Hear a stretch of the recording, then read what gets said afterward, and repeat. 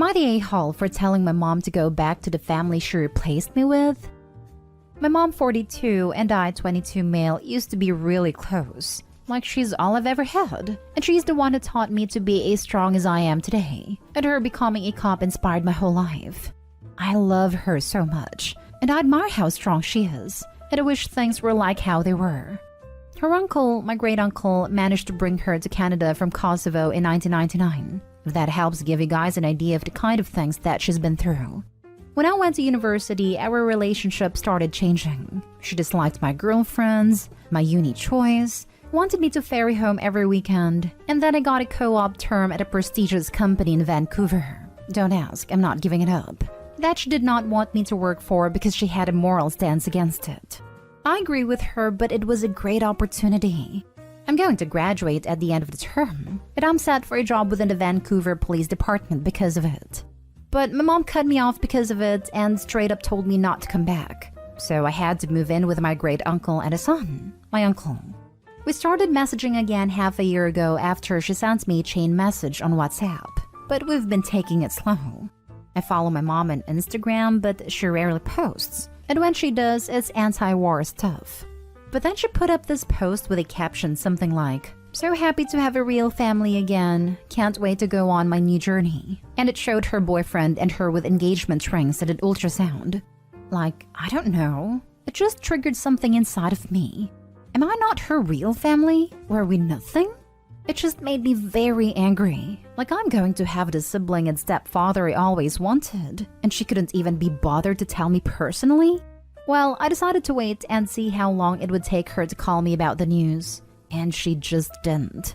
Reading break was 2 weeks ago, and at the end of it, my mom came to my great-uncle's house to pick something up. She saw me and tried acting like no time had passed, and how excited she was for my graduation and this and that. She still didn't acknowledge she's getting married. I just told her not to care about my graduation and to go back to the family she replaced me with. Left and stayed gone till she went home.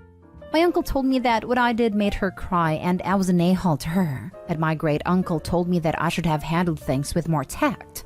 I feel bad about it because she was reaching out to me, and everything's been frosty with my uncle since then. Now for the comments. Not an a-hole. She wrote the post that insinuated she didn't have a real family, so now the post bit her in the bum. And she kicked him out. Will she do the same to her real family if they disagree with her? To be honest, probably it's like cheaters and narcissists. They don't change. They just find you victims to fool. Not the a-hole OP. It really does seem like she no longer considers you as a family, and you just pointed that out. You have every right to feel bitter.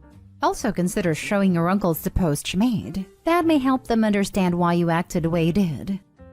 Info, did you show your uncles the IG post? Ask them what were you supposed to think when she wrote, "So happy to have a real family again, can't wait to go on my new journey," and it showed her boyfriend and her with engagement rings and an ultrasound. And she shows up acting like she didn't cut you off for where you work, and nothing ever happened? No, not the a-hole. Edit. In my opinion, if she wants to reconcile, she needs to sit down with you one-on-one and explain why she did what she did. Because there's a good chance she may dump you again, especially if you do something else against her high moral standards, or if her boyfriend doesn't like you, or if she just doesn't have time anymore. Put some consistent effort into this relationship, mom, if you want one. My guess is she wanted him to grow up to be a mama's boy, forever tied to her. Instead, he became an independent adult. Not stay home. She's your mother. The least she could have done was to pick up the phone and tell you about the wedding and the baby. She cut you off for getting a job.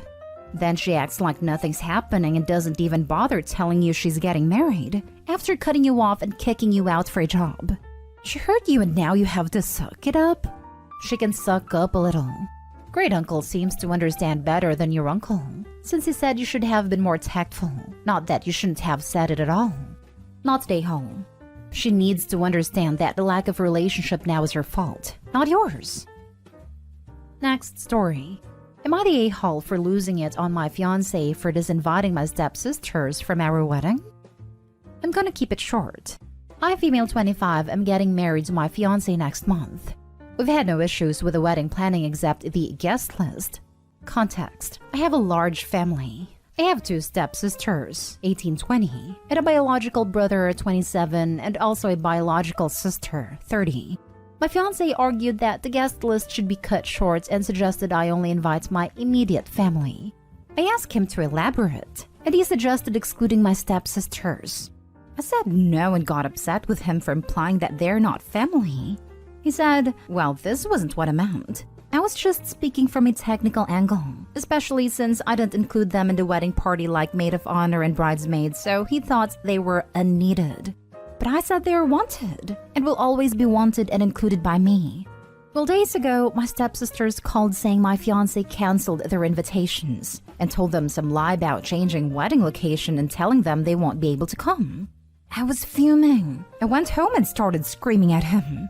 He asked that I hear him out, then explained he had no choice since we were required to shorten the list. And he just did my dirty work for me since I obviously was looking at the situation from an emotional angle and couldn't bring myself to disinvite my stepsisters myself.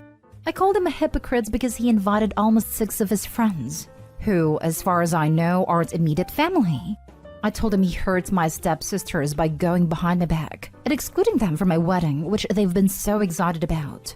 He got up from the couch and yelled that it's our wedding, so my stepsister's feelings aren't really that relevant compared to his, and called me controlling for wanting my way or the highway.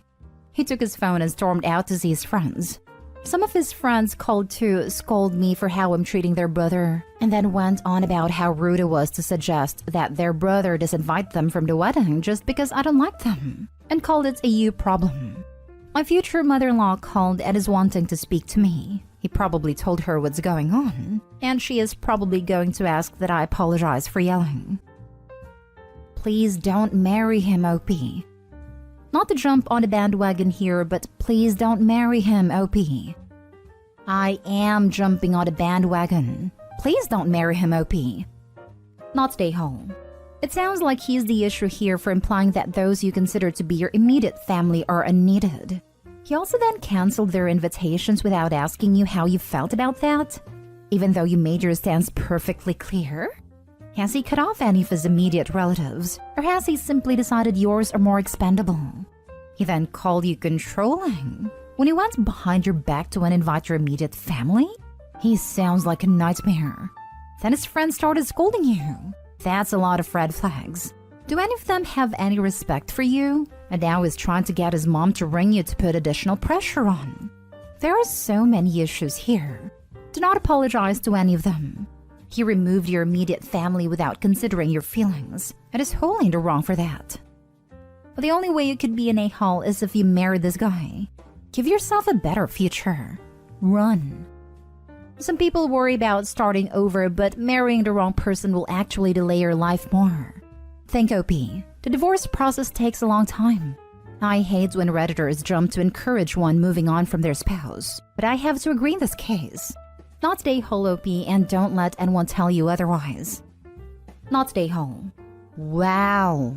Just wow. Girl, run. Do not marry this man. He doesn't even grasp the basics of family. Is this the kind of father you want for your kids? And his friends calling to berate you? The friends he surrounded himself with also don't seem to understand family. How dare he include them? How dare he ask them to call you? How dare they think they have any authority to tell you who gets to witness your commitment to another human being? This is your family, but he's not getting that. Uninviting your stepsisters behind your back is not only immature, he seems to have no ability to confront conflict. Inappropriate. He kept you out of the decision. Passive-aggressive red flags everywhere. And frankly, sinister. This is an important milestone in a person's life. An event so steeped in emotion that the memory will be seared into your brain. And the fact he can't understand you'd want to share it with your full family and have that memory of them witnessing and supporting your happiness is deeply concerning behavior. Don't expect your marriage to be any different. He just showed you who he really is, and he doesn't even see part of your family as family. I'm so sorry. It will be messy to cancel, but don't let that stop you. Next story is titled, Am I the a-hole for going on an expensive vacation and not helping fund my sister's IVF? My 30 male sister, 34 female, has been struggling to conceive with her husband for a few years now. They recently went to a gyno and were told they likely would be unable to without IVF. Obviously, she's upset about it. I don't know their exact financial situation, but she and her husband are both teachers at private schools. But they said their insurance doesn't cover it at all and that they were told it would likely be about $25,000, all in with the medication and everything. There was no guarantee of success and it could be $25,000 and no positive result.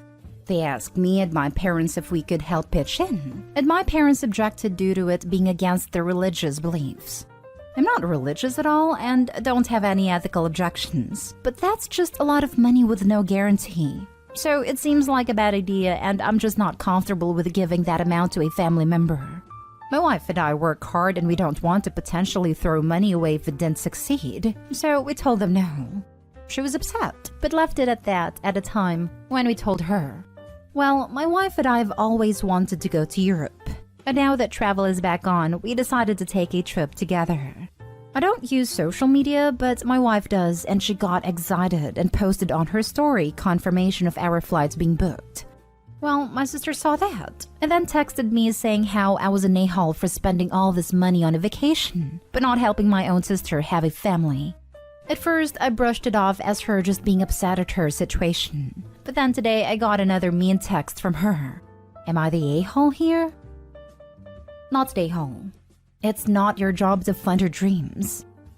It's really bizarre to me that that's not just the sister's first reaction, but that she doubled down on it. Yikes. Like, I already feel uncomfortable involving anyone other than my husband with the process of baby making, even just in the context of conversing about it. Hi, oversharing in-laws. I can't imagine feeling so entitled I'd freaking begrudge a family member their well-earned vacation because I thought I deserved the money that they earned more. So many WTFs here. Not stay home. If they think IVF is expensive, do they have any idea how much parenting costs? You can, however, ask them to consider medical tourism. Plenty of countries where they can get quality treatment for a fraction of the cost, plus holiday. I agree that OP is not the a-hole, but I disagree with your argument. IVF is a huge one-time upfront cost. Raising children is expensive, but those expenses are spread out over time. I don't think it's fair to say if a couple can't afford IVF, they can't afford children, or shouldn't have children. Not the a-hole. Having been through IVF myself, I feel for your sister. She thinks you can help her and are choosing not to, and that must hurt her. That said, your money is your money. She asked for help and you declined. What you do with your money isn't her business. So confronting you more than once already about your trip makes her the a-hole. Not the a-hole.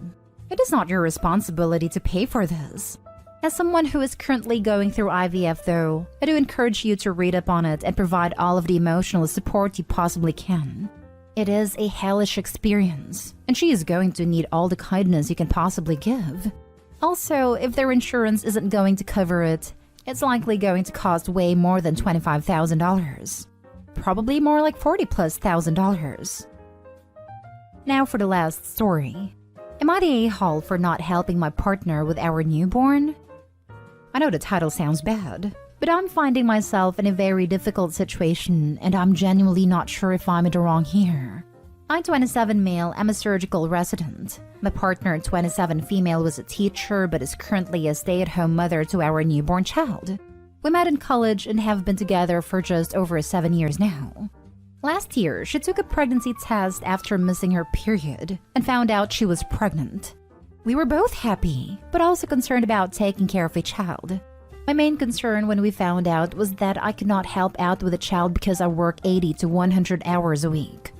However, we both love each other and did want a family. So in the end, we decided to keep the child, and that she would take time off of work while I was completing my residency and take care of the kid.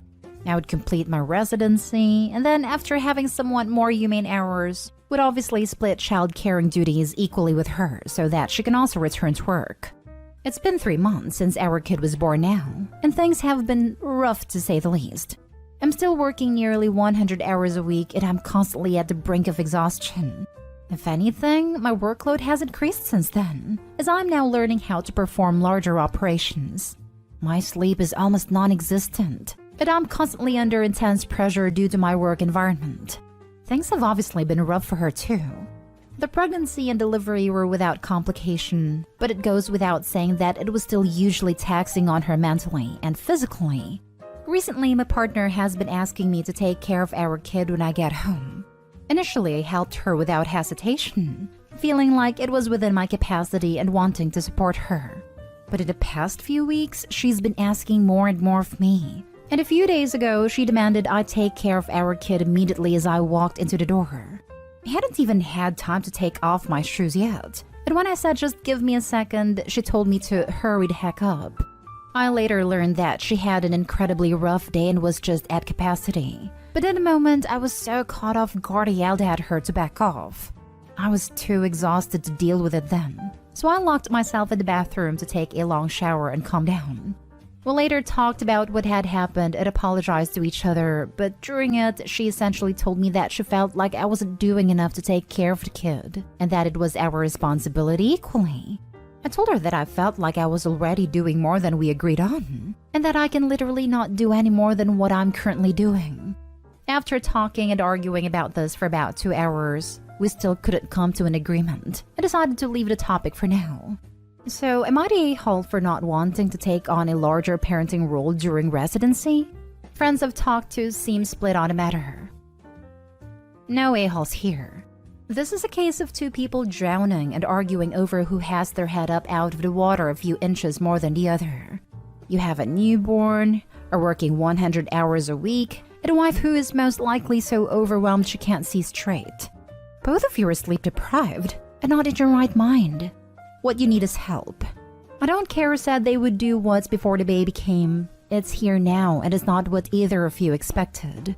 It's time to start from scratch and use your limited energy to find solutions to give you both reprieve. This right here. No one in this situation is the a-hole. They're just both exhausted, doing very taxing and demanding jobs/tasks and need help. I know Opie said they can't afford help right now, but they both need to figure out something before this tears them apart. No a-holes here. You're both exhausted and pushed to your limits. Snaps like this are going to happen.